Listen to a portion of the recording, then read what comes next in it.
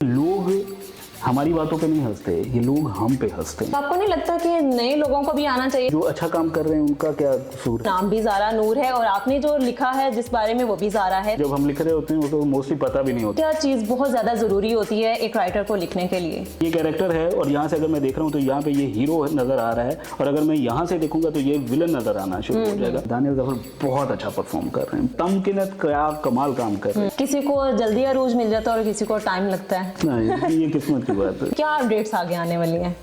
आगे बहुत मजा आने वाला है, कितना बड़ा धमाका होगा, क्या तमाशा होगा।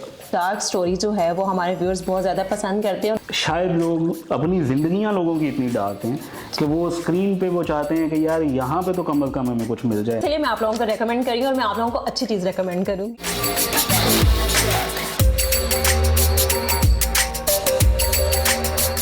अस्सलाम वालेकुम, दिस इज मी अमरीन और आप देख रहे हैं ड्रामा एनालिसिस, जहां पर आप लोगों को मिलते हैं आप लोगों के फेवरेट ड्रामास के रिव्यूज और अपकमिंग अपडेट्स। अच्छा, ड्रामा पर तो हम आप लोगों को रिव्यूज देते हैं, ड्रामा की जो बैकबोन होते हैं वो उसके राइटर होते हैं। आज हम जिस ड्रामा सीरियल पे बात करने वाले हैं वो है स्टैंड अप गर्ल और उसकी जो बैकबोन है बहुत ही अजीम इंसान हमारे साथ मौजूद हैं, अवैस अहमद साहब। कैसे हैं आप? Thank you so much. बहुत बहुत शुक्रिया आपका, आपने इतने अपने बिजी शेड्यूल में से हमें टाइम दिया।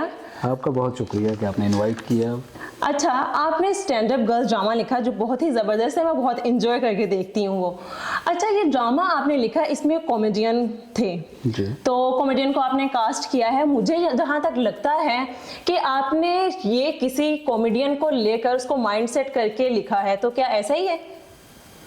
नहीं, इस तरह से नहीं है, किसी कॉमेडियन से इंस्पायर्ड नहीं है, लेकिन ये ज़रूर है कि हमारी बड़ी रिच कल्चर है हमारा पंजाब का, जहाँ पे स्टेज बड़े अरसे से हो रहा है।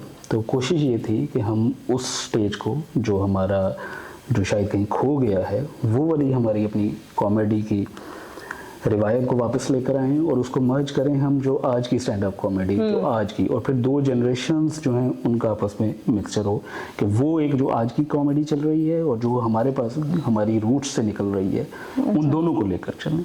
अच्छा, इसमें वो डायलॉग बोलता है जिसपे वो ज़ारा को मना करता है कि मैं तुम्हें ये करने की इजाज़त नहीं देता, तो उस पे जो राजू है उनका शागिर्द बना हुआ है, तो वो उन्हें कहता है कि ज़माना लाजमी नहीं कि आपको जिस तरह से किया है दुत्कारा है वो रिस्पेक्ट नहीं दी, तो आप चाह रहे हैं कि वो ज़ारा भी ना करे, उसको भी नहीं मिलेगी। दरअसल मुझे इस से लगा था कि ये शायद आपने किसी को देखते हुए और इस ड्रामा को लिखा है, कोई इंस्पिरेशन लिया आपने? नहीं, वो जो सोहेल जो आमिर खान का कैरेक्टर है जो सोहेल अहमद साहब ने प्ले किया है, बेसिकली उनका क्या है कि उन्होंने पूरी जिंदगी अपनी स्टेज को दे दी, थिएटर को दे दी। अच्छा। ठीक है, अब उनका जो अलमिया ये है, उनको ये फील होता है, जो कि बहुत हार्श रियलिटी है, जो कि सच्चाई है, कि उनको ये फील होता है कि लोग हमारी बातों पे नहीं हंसते, ये लोग हम पे हंसते हैं। एग्जैक्टली। लोग हमें अपने बराबर का नहीं समझते, वो हमारे मुंह पे हमारी तारीफ भी कर देंगे, वो हंस भी लेंगे, लेकिन वो हमें अपने बराबर का नहीं समझते, वो हमारे साथ दोस्ती नहीं करेंगे, वो रिश्ता नहीं करेंगे,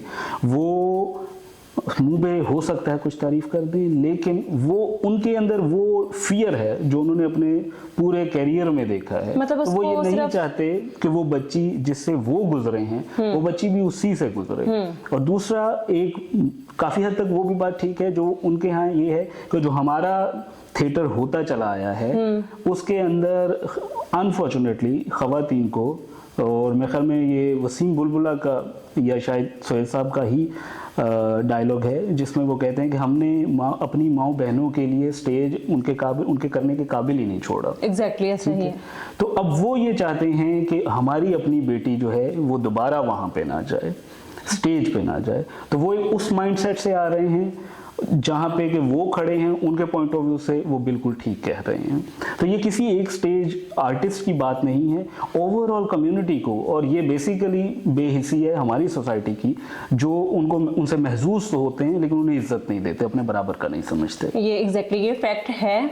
और इसमें कुछ ऐसा भी है कि आज एक और मैसेज जो मुझे लगता है कि इसमें आ रहा है कि पहले के स्टेज शो में और अब के स्टैंड अप कॉमेडी में बहुत फर्क आ गया है, रिस्पेक्ट इसको काफी अब मिल रही है। जनरेशन चेंज हो गई, अब वो कूल हो गया, ठीक है, वो अब स्टैंड अप कॉमेडी हो गई है, वो एक थोड़ा सा उसमें अंग्रेजी आ गया है, फिर क्योंकि स्टैंड अप कॉमेडी अंग्रेज करता है, अच्छा, तो उस आज की जो जनरेशन है, जो पढ़ी लिखी जनरेशन है, उसके लिए ये एक बहुत कूल चीज़ है, उसके लिए एक्सेप्टेबल है।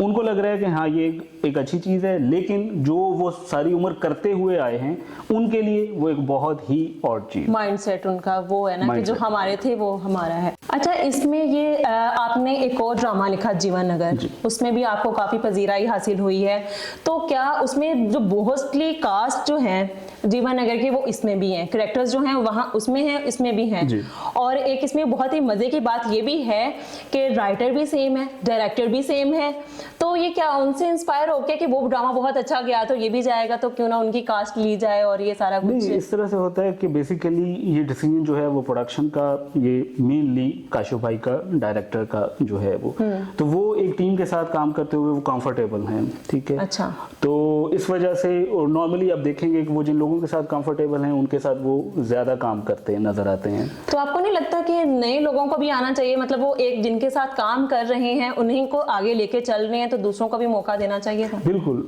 लेकिन जो अच्छा काम कर रहे हैं उनका क्या कसूर है कि उनको दोबारा काम ना उनसे लिया जाए? नहीं, देना उनसे ऊपर के प्रोजेक्ट पे ले जाएं, लेकिन इसके लिए मतलब कि नए फेसेस मेरा ख्याल है कि लोग ज्यादा देखना पसंद करते हैं। बिल्कुल होगा, अगर आप दोनों में कंपैरिजन करें तो बहुत ज्यादा लोग हैं, मतलब मुझे लगता है कि काशिफ भाई जितना ज्यादा नए फेसेस, अगर आप ओवरऑल देखें उनकी कास्ट बहुत बड़ी है। मैं जीवन नगर में बहुत ज्यादा कास्ट है, इसी तरह स्टैंड अप गर्ल में बहुत ज्यादा कास्ट है, तो बहुत सारे नए चेहरे हैं, बहुत सारे नए चेहरे हैं। वो शायद आप मतलब वो साकिब समीर भाई हैं या सोहेल साहब हैं, उनकी वजह से आपको लग रहा है कि अच्छा वही चेहरे हैं।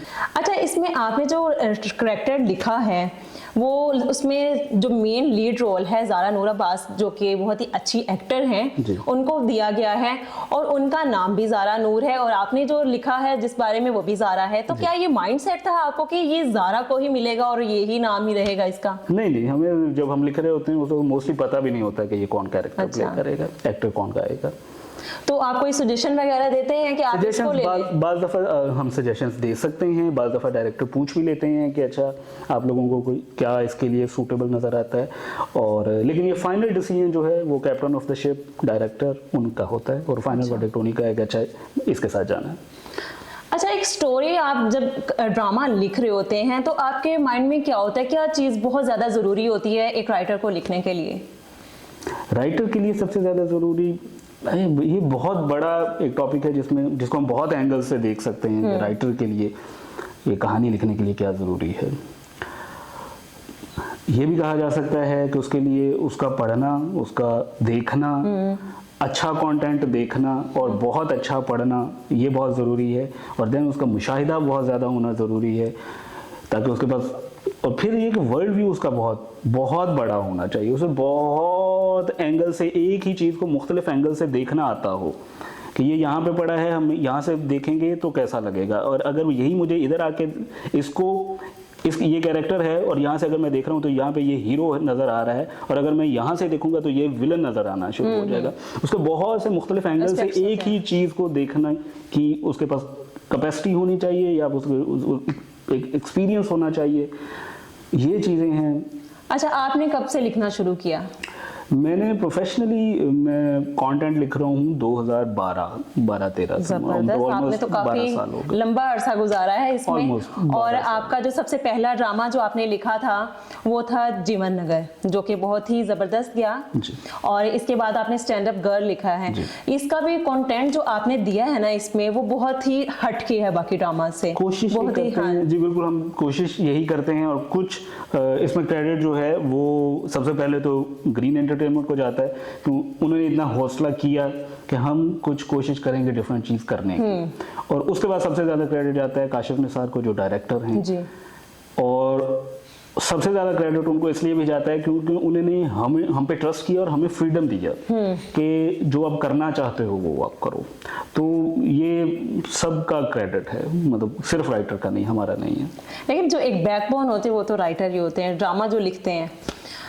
अच्छा, इसमें जो लीड रोल कर रहे हैं दानियाल जफर साहब, तो ये बहुत ही कम ड्रामाज में नजर आते हैं, लेकिन आपने कैसे इन्हें अप्रोच किया कि आप हमारे ड्रामाज में आए, कैसे ये किया? बेसिकली कास्टिंग जो है वो राइटर का काम नहीं है जी, तो अप्रोच जो है वो तो ऑब्वियसली डायरेक्टर साहब काशिफ भाई ने ही किया, लेकिन जिस तरह का कैरेक्टर लिखा गया था वो हमें लगता है कि वो दानियाल नहीं है, वो एग्जैक्ट कबीर है, क्योंकि दानियाल जफर बहुत अच्छा परफॉर्म कर रहे हैं, बहुत नेचुरल है।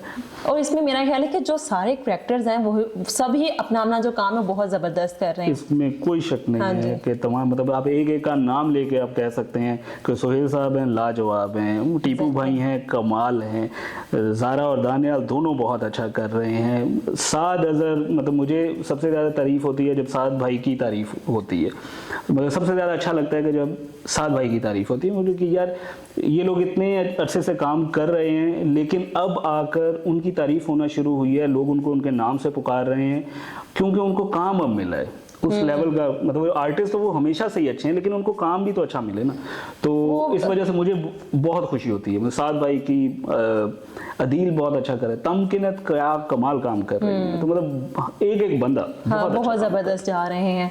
बस किसी को जल्दी अरूज मिल जाता है और किसी को टाइम लगता है। नहीं, ये किस्मत की बात है। बिल्कुल ऐसे ही है। अच्छा, आपने ड्रामा लिखते हुए विजुअलाइज किया था कि ये ड्रामा इस तरह, मतलब एक कंप्लीट आपने स्ट्रक्चर बनाया था माइंड में कि इसको ऐसे करेंगे, इसको ऐसे करेंगे तो जबरदस्त होगा, तो आपको क्या लगता है कि ये जो अब ड्रामा जिस तरह से ऑन एयर हुआ है ये बिल्कुल आपके विजुअलाइजेशन के अकॉर्डिंग है? विजुअलाइज, हम राइटर, कोई भी राइटर होगा वो अपने तौर पे अपने माइंड में एक चीज़ विजुअलाइज कर लेगा, ठीक है, लेकिन उसको एग्जीक्यूट करना, उसको रियलिटी में लेकर आना, अब मैं तो अपने माइंड में कुछ भी विजुअलाइज कर सकता हूँ ना, मतलब मैं तो एक सीन के लिए चाहे उस पर करोड़ों अरबों रुपया लग रहा हो मैं विजुअलाइज कर लूँगा, मेरे लिए तो मसला ही कोई नहीं है, मैं शायद लिख भी दूंगा तब भी कोई मसला नहीं है, लेकिन जिसने वो प्रोड्यूस करना है, एग्जीक्यूट करना है, उसके लिए बहुत बड़ा चैलेंज है। और हमारी खुशकिस्मती है कि ये जीवन नगर भी और स्टैंड अप गर्ल भी ये काशिफ निसार ने डायरेक्ट की हैं, जो कि पाकिस्तान के बेस्ट डायरेक्टर हैं। तो मैं ये कह सकता हूँ कि जितना मैंने विजुअलाइज किया है उससे कई गुना बेहतर उन्होंने वो करके दिखाया। जबरदस्त, तो क्या कमाल डायरेक्टर हैं। अच्छा, आप जिस तरह से काशिफ निसार साहब की तारीफ कर रहे हैं कि उन्होंने आपके जो दोनों ड्रामास थे उनके डायरेक्टर जो थे वो काशिफ निसार साहब भी थे, तो मुझे ऐसा लग रहा है कि आपका नया प्रोजेक्ट फिर से उन्हीं के हाथों में आएगा। काशिफ निसार साहब के, इनफैक्ट यहाँ पे मैं बताना चाहूँगा कि बेसिकली दो लोग हैं इस इंडस्ट्री के अंदर, एक काशिफ निसार और एक फसी बारी खान। इन दो लोगों को मैं अपना मोहसिन मानता हूँ। अच्छा, मुझे लगता है कि मेरी इस फील्ड के अंदर ये दो लोग हैं जो कि मेरे लिए एक सपोर्ट सिस्टम का काम किया है इन्होंने, तो और इनसे मैंने सीखा भी बहुत कुछ है, तो इसलिए इनकी ह्यूज रिस्पेक्ट है मेरे दिल में इनके लिए, इन दोनों अफराद के लिए। और आपने बिल्कुल ठीक पूछा क्योंकि मेरा अगला जो प्रोजेक्ट है वो भी काशिफ भाई के साथ ही। जबरदस्त। अच्छा, वो प्रोजेक्ट आप बता सकते हैं कि कब तक आ रहा है? अभी वो उसके स्क्रिप्ट पे काम हो रहा है और होपफुली कुछ मंथ तक वो चला जाएगा शूट पे। अच्छा, स्टैंड अप गर्ल के हमने जो कि व्यूअर्स को देनी है अपने ड्रामा एनालिसिस में अपकमिंग अपडेट्स भी, तो आप थोड़ा सा ड्रामे के लिहाज से हमें बता दें कि क्या अपडेट्स आगे आने वाली हैं। यार इसमें आगे बहुत मज़ा आने वाला है और वो कुछ लोगों को लग रहा है कि शायद नेक्स्ट हफ्ते ये ख़त्म हो जाएगा, ये ख़त्म नहीं हो रहा, ये अभी आगे भी चलेगा और इसके अंदर कुछ बहुत मज़ेदार चीज़ें आने वाली हैं। यानी आप खुद ही सोचो कि वो दानियाल की जो फैमिली है वो आपने देखी है, हाँ, वो मखदूम हैं, फ्यूडल हैं, बहुत बड़े वो गद्दी नशीन लोग हैं, ठीक हो गया। और दूसरी तरफ इधर आपने ज़ारा का घर देखे, ये सारे कॉमेडियंस हैं, ठीक है। तो अब आप सोचो कि जब ये दोनों फैमिलीज मिलेंगी और उसके बाद इनको पता चलेगा कि इन दोनों के बच्चे जो हैं वो आपस में इंटरेस्टेड हैं, तो कितना बड़ा धमाका होगा और क्या तमाशा होगा, तो वो है। अच्छा, इसमें और कबीर के इसमें तो पेरेंट्स को भी दिखाया गया, वो काफ़ी ज़्यादा एटीट्यूडी हैं। हाँ, तो वो मेरा ख्याल है कि जो कहानी है वो आगे बहुत से ज़्यादा दिलचस्प होने वाली है। कॉन्फ्लिक्ट बहुत बड़ा है ना, आप देखो कि इधर मखदूम हैं, ठीक है, मतलब वो गद्दी नशीन हैं, ठीक है, और इधर वो हैं जो कॉमेडियंस हैं जिनको ये लोग भांड समझते हैं। ऐसे ही है। अब ये कॉन्फ्लिक्ट कितना बड़ा, खुद में ही कितना बड़ा कॉन्फ्लिक्ट है, जब ये मिलेंगे तो क्या होगा, बस देख लें। फिर ये इतना बड़ा जो कॉन्फ्लिक्ट है तो इससे ड्रामा बहुत मजे का होना चाहिए, इसलिए मैं आप लोगों को रेकमेंड करी और मैं आप लोगों को अच्छी चीज रेकमेंड करूंगी। बिल्कुल। अच्छा सर, आपने बात की कि आपका अपकमिंग प्रोजेक्ट आ रहा है, वो भी काशिफ निसार साहब के साथ आ रहा है, तो उस प्रोजेक्ट के बारे में हमें थोड़ा सा बताएं कि वो किस हवाले से होगा, वो भी इसी तरह से थोड़ा सा कॉमेडी पे होगा और किस लिहाज से होगा? अच्छा, उसमें भी अदील अफजल जो स्टैंड अप में मेरे साथ लिख रहे हैं, अच्छा। वो अगला प्ले भी हम दोनों मिलके ही लिख रहे हैं। जबरदस्त। तो ये तो आप श्योरिटी रखें कि वो अच्छा होगा। अच्छा। और कहानी भी हटके होगी और उसमें कुछ फन का एलिमेंट होगा, कुछ कॉमेडी कहीं पे आएगी, लेकिन बहुत कुछ हार्ड हिटिंग, कुछ सीरियस इश्यूज हैं, उनको भी एड्रेस करेगा। मतलब कि सीरियस और कॉमेडी जब साथ आ जाती है तो वो चीज़ ऑब्वियसली बहुत ही ज़बरदस्त हो जाती है। तो अगला वाला भी इनका प्रोजेक्ट बहुत ही ज़बरदस्त आने वाला है, तो उसके लिए भी आप लोग ज़रा थोड़े से मेंटली प्रिपेयर हो जाएं, वो भी आपने लाजमी देखना है। इंटरनेशनल लेवल पे जो होता है वो मोस्टली जो ड्रामाज और मूवीज़ वगैरह लिखी जाती हैं उसमें 2 या 2 से ज़्यादा राइटर्स होते हैं डायलॉग्स लिखने के लिए अलग से, और इस तरह से होता है। लेकिन पाकिस्तान में भी कुछ ऐसे ड्रामाज हैं जिनको 2-2 राइटर भी लिख रहे हैं, और स्टैंड अप गर्ल कॉमेडी भी इसी में से है। तो आप इसमें भी 2 राइटर्स हैं, तो आपको क्या लगता है कि 2 राइटर्स वाला काम सही है या एक वाला सही है? दोनों ही ठीक हैं, लेकिन मेरा पर्सनली जो स्टैंड अप गर्ल का एक्सपीरियंस रहा है वो बहुत अच्छा रहा है। और यहाँ पे क्रेडिट जाता है अदील अफजल को, जो मेरे को राइटर हैं, जो स्टैंड अप गर्ल के अंदर ख्याल मिर्जा का कैरेक्टर भी प्ले कर रहे हैं। हाँ जी, बहुत ज़बरदस्त प्ले कर रहे हैं। बहुत अच्छा प्ले हाँ कर रहे हैं। तो बेसिकली ये है कि जब आप हम ख्याल हूँ, आपका मिजाज मिलता हो, आपका वर्ल्ड व्यू मिलता हो, आप लोग एक जैसी चीज़ों को एंजॉय करते हो, आपका हिस्से मज़ा, मतलब एक ही जैसी बात पे आप दोनों का कहका आ जाए, इसका मतलब ये है कि अच्छा आप बहुत सिंक्ड हैं। तो ये लिखते हुए हम लोगों ने खुद बहुत एंजॉय किया है। तो मेरे ख्याल में जब अब 2 लोग सोच रहे हैं, एक लोग सोच रहा है, एक आदमी सोच रहा है, तो उसका एक लिमिट तक सोचेगा, 2 लोग मिल जाएंगे या ज़्यादा लोग मिल जाएंगे, तो वो बहुत अलग अलग पर्सपेक्टिव आ जाएंगे उसके अंदर। तो इसको लिखने का बहुत मज़ा आया और मेरे ख्याल में ये बहुत अच्छी एक्सरसाइज है, ये और लोगों को भी करनी चाहिए। मतलब टीम वर्क ज़्यादा बेस्ट है। बिल्कुल, पैनल राइटिंग बहुत अच्छी चीज़ है। अच्छा, अगर इसमें ये आप लोगों ने डायलॉग्स डिवाइड किए या एपिसोड डिवाइड्स की, आपने किस तरह से इसको मैनेज किया? पैनल राइटिंग मोस्टली इस तरह से होती है, बल्कि राइटिंग जो है वो सबसे पहले एक आइडिया, ठीक है, कि अच्छा ये आइडिया, उसके बाद हम बनाते हैं वन लाइनर, ठीक है। आइडिया हो गया कि हम ये थीम है या ये हमारा टॉपिक है, इसको हम लेकर आगे चलेंगे। उसके बाद वन लाइनर है कि अब हमने उसको चैनल को पिच करने के लिए कि इसके अंदर ये कैरेक्टर्स हैं और कहानी की आप कह लें कि स्टोरी बीट्स ये होंगी, प्लॉट पॉइंट्स आप कह लें कि ये हो जाएंगे, ठीक है। उसके बाद आ जाता है फिर हम इसका स्क्रिप्ट लिखते हैं एपिसोड्स वाइज। तो उससे पहले एपिसोड के बनते हैं सिनॉप्सिस, ठीक है। अच्छा। क्या इस सीन में ये होगा, इस सीन में ये होगा, इस सीन में ये होगा, इस सीन में ये होगा, वो राइटर पैनल जो है वो पूरा बैठता है, अच्छा। ठीक है। और वो सारे डिस्कस करते हैं कि यार ये सीन होगा, पहला सीन अगर ये होगा तो उसके अंदर फलां ये कहेगा, फलां ये कहेगा, ये बात होगी, ये बात होगी, ये बात है, इस सीन का मकसद ये है यहाँ पर। तो वो पूरी साइनॉप्सिस इकट्ठे हमने मिलकर बनाए और उसके बाद ये होता था कि पहला ड्राफ्ट जो है वो अदील लिखते थे और उसका फाइनल ड्राफ्ट मैं लिखता था। ओके, ज़बरदस्त। अच्छा, ये बड़ा मज़े का करैक्टर है और आपके जो को राइटर थे वो उन्होंने तो इस ड्रामे में मतलब वो पहले भी बहुत अच्छी अदाकारी करते हैं, परिजाद में एक उनका शेर भी बहुत मशहूर हुआ था, तो उन्होंने यहाँ पर भी अपने आप को एक करैक्टर दिया है। तो आपका माइंड में आया आप नहीं आना चाहते फील्ड में इस तरह से? अगर एक्टिंग आती होती तो मैं ज़रूर आता, लेकिन मुझे एक्टिंग आती नहीं है, तो मेरे ख्याल में जितना काम थोड़ा बहुत आता है वो ही अच्छे से हो जाए तो बेहतर है। तो मेरा ख्याल है कि जब आप आएंगे तो फिर आप मेरा ख्याल है कि अच्छे से परफॉर्म कर सकते हैं। मैं कोशिश करूंगा, मैं प्रैक्टिस शुरू करता हूँ इस पे। जी ज़रूर। अच्छा, अब ऐसा अब आप ये बताएं कि डार्क स्टोरी जो है वो हमारे व्यूअर्स बहुत ज़्यादा पसंद करते हैं और देखते देखते उनकी आंखों में आंसू भी आ जाते हैं, तो इस तरह की स्टोरी आप कब लिख रहे हैं?